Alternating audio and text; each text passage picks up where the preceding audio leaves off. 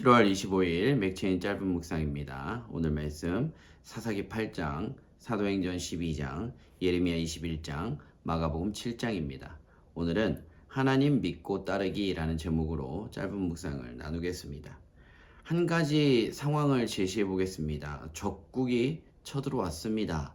강력한 적이긴 하지만 우리는 하나님을 믿는 사람들입니다. 그렇다면 여러분의 선택은 무엇입니까? 끝까지 싸우는 것입니까? 아니면 순순히 붙잡히는 것입니까?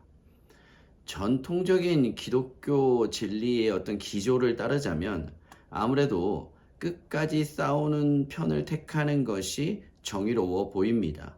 하지만 예레미야 21장에서는 하나님은 다른 말씀을 하시죠. 8절과 9절을 보면 우리 앞에 생명의 길과 사망의 길을 두셨는데 저항하면서 그곳을 지키려는 자는 칼과 전염병에 의해 죽게 될 것이고 항복하는 자는 살게 될 것이라고 말씀하십니다.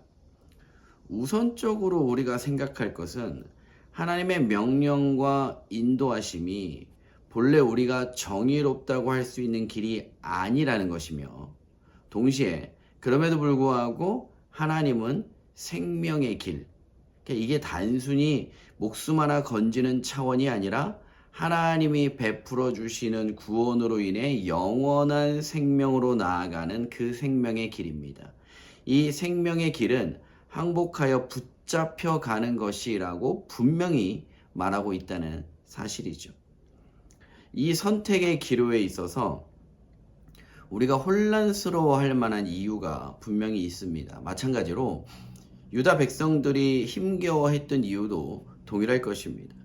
우리는 그리고 그들은 하나님을 참되게 믿고 의지하지 않았던 것이 문제입니다.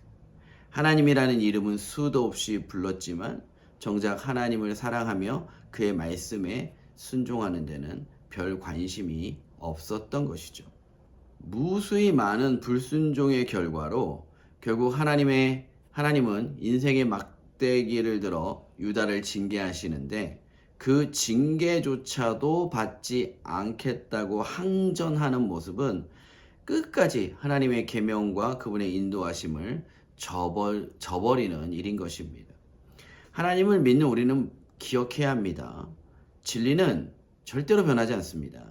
하지만 진리가 적용되는 삶의 모습은 하나님의 기뻐하심에 따라 바뀔 수 있다는 사실입니다. 그래서 우리가 실수하지 않기 위해서는 이전에 내가 해봤던 것이라고 해서 아무 생각 없이 기도도 해보지 않고 경험을 토대로 이전과 똑같이 행하는 것은 위험할 수도 있다라는 사실을 기억해야 합니다. 이전에 하나님을 온전히 붙들 때는 이기게 하셨습니다. 가나안을 정복하게 하셨습니다.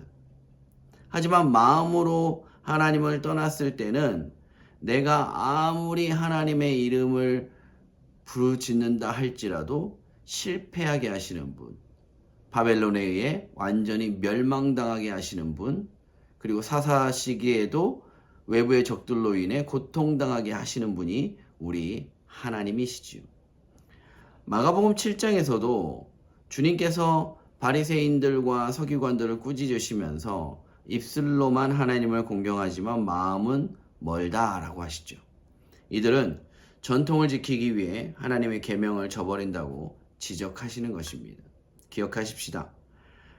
하나님을 믿고 따르는 것은 예전 경험 그대로 반복적이고 습관적으로 사는 삶이 아닙니다. 어떤 면에 있어서는 이런 삶이 옳습니다. 하지만 하나님의 기쁘신 뜻을 따라 하나님께서 새롭게 우리를 인도하시려 하시는데 그때 아까 같은 삶으로는 계속해서 예전에 해봤다는 이유로 반복되고 습관적으로 살아가는 그 삶으로는 하나님의 뜻에 부합한 삶을 살아낼 수가 없는 것이죠.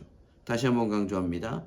진리는 변하지 않아도 그 진리가 우리의 삶에 적용됨에 있어서는 언제라도 하나님의 마음으로 하나님과 기도로 소통하며 하나님의 인도와 명령을 따르려 하는 자만이 그 하나님의 뜻에 부합한 삶을 살 수 있게 된다는 것입니다. 이런 삶이 우리의 기쁨이고 우리의 영광이 될 수 있기를 주님의 이름으로 축복드립니다.